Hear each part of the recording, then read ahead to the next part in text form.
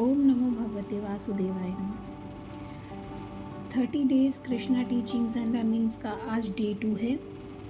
तो डे 2 के लिए आज जो मैं श्लोक चूज़ कर रही हूँ वो अध्याय 2 से है और श्लोक नंबर 63 है, 63। क्रोधाब्धवति सम्मोहा सम्मोहात् स्मृति विभ्रमः स्मृतिभ्रंशात् बुद्धिनाशो बुद्धिनाशात् प्रशस्यति। अर्थात क्रोध से पूर्ण मोह उत्पन्न होता है और मोह से स्मरण शक्ति का विभ्रम हो जाता है। जब स्मरण शक्ति भ्रमित हो जाती है तो बुद्धि नष्ट हो जाती है और बुद्धि नष्ट होने पर मनुष्य भवकूप में पुनः गिर जाता है। इसका अर्थ समझ में तो आ गया होगा। इसको अगर और एक्सप्लेन करें और समझना चाहें तो हमेशा हमने देखा है कि जब भी हम गुस्से में होते हैं तो हमारे डिसीजंस हम बहुत इम्पल्सिव लेते हैं और गलत लेते हैं, आवेश में आकर लेते हैं। तो कोशिश करिए कि गुस्सा कंट्रोल करें, क्योंकि अब ये तो नहीं कोशिश कर सकते कि गुस्सा ना आए, क्योंकि ये एक भाव है और भाव ना आए ये अभी हमारे लिए ऐसा है नहीं कि ये हो नहीं सकता, ये बिल्कुल संभव है। जैसे आप प्रेमानंद महाराज जी को देखते हैं और अन्य लोगों को देखते हैं तो उनको कभी क्रोध नहीं आता। तो उस स्थिति में पहुंचने के लिए हमें उनकी तरह जप तप करना होगा। लेकिन अभी क्या करें, जब अभी तो हम उस स्थिति पे हैं नहीं और उस स्थिति में आने के लिए हमें पता नहीं कितने वर्ष और लगेंगे या कितने जन्म और लगेंगे।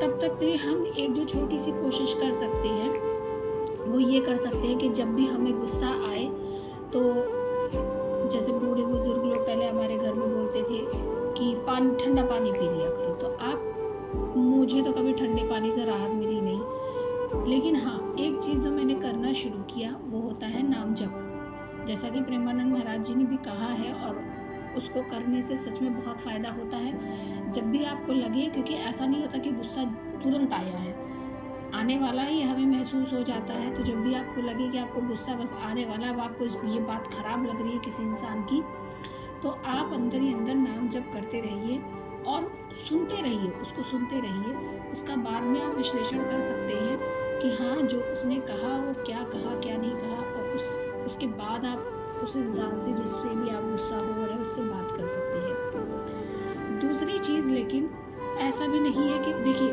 कोई भी चीज़ है, जैसे साइंस में हम लोग पढ़ते हैं हाइपर सिक्रीशन और हाइपो सिक्रीशन, यानी किसी भी जो हमारे बॉडी के अंदर हार्मोन्स होते हैं उसका बहुत ज़्यादा सिक्रीट होना तब भी बीमारी के लक्षण होते हैं, उसका बहुत कम सिक्रीट होना तब भी बीमारी के लक्षण होते हैं। बहुत अच्छा उदाहरण डायबिटीज़ का है, बीपी का है।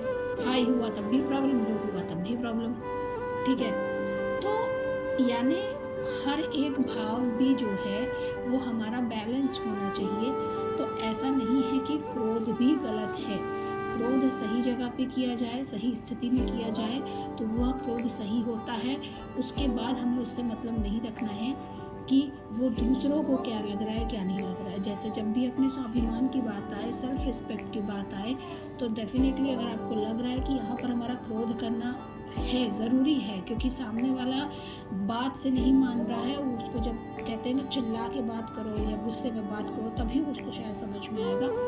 तो आप बिल्कुल क्रोध करिए। जब भी आप देख रहे हैं कि किसी जानवर पर अत्याचार किया जा रहा है या ज़बरदस्ती उसको सताया जा रहा है तो आप बिल्कुल क्रोध करिए, या किसी असहाय को सताया जा रहा है तो आप क्रोध करिए। क्रोध कहाँ करना है, कितना करना है, ये आपको डिसाइड करना होगा। धीरे धीरे मैं आपको बताऊंगी कि आप अपने अंदर कहते हैं ना शिव शक्ति कैसे बैलेंस कर सकते हैं, क्योंकि ये चीज़ें इतनी आसान है नहीं, इस पर बहुत ही ज़्यादा काम करना पड़ता है।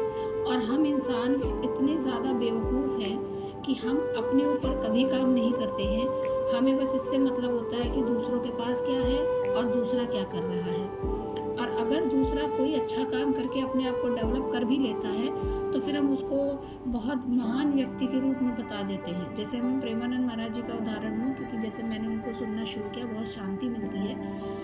तो मैं उनका उदाहरण लूँ, उन्होंने जो कुछ भी अपनी ज़िंदगी में किया, उससे वो जिस स्थिति में आज हैं, जिस मुकाम पे हैं, हम क्या बोलते हैं कि अरे वो तो महान, उन पर ये कृपा है, वो कृपा है। हम उनके पीछे का संघर्ष नहीं देखना चाहते हैं कि वो चीज़ करने के लिए उन्होंने कितना संघर्ष किया है। उन्होंने अपने ऊपर काम किया, उन्होंने दुनिया समाज को हटाकर अपने ऊपर काम किया है पहले, और आज क्या है, वही दुनिया समाज उनके पास आके बैठ रही है। तो इससे ये हमें सीखने को मिलता है कि जब हम सबको छोड़कर अपने ऊपर काम करना शुरू करेंगे, तो जिस दुनिया समाज को हम देख रहे हैं ना, वो तो एक दिन आ ही जाएगी। क्योंकि कभी भी दुनिया किसी की सगी नहीं हुई है। आज आप अच्छा कर रहे हो, आपके साथ है, कल आप कुछ नहीं करोगे, आपको पूछेंगे भी नहीं। तो पहले आप क्या करिए, इस धरती पे आए हैं, तो आप पहले अपने ऊपर काम करना सीखिए, ठीक है? तो आज डे 2 का ये श्लोक था। आप सभी चाहें तो जो भी श्लोक मैं जिस दिन बोलूँ, उस दिन आप उसको भागवत गीता से पढ़ सकते हैं, या आपका मन हो कोई दूसरा श्लोक पढ़ने का, आप वो श्लोक भी पढ़ सकते हैं। और आज की एक्टिविटी, नेचर से रिलेटेड एक्टिविटी क्या है कि आज के दिन आप बिल्कुल भी प्लास्टिक का यूज़ नहीं करेंगे 24 घंटे तक। चूँकि आज मुझे देर हो गई, तो अब 24 घंटे तक आप क्या नहीं करेंगे, किसी भी तरह के प्लास्टिक का प्रयोग नहीं करेंगे, ठीक है? तो आज डे 2 है, 30 डेज़ कृष्णा टीचिंग और लर्निंग का चैलेंज। आप लोग सभी से पूरा करिएगा। नमो भगवते वासुदेवाय नमः। हरे कृष्णा।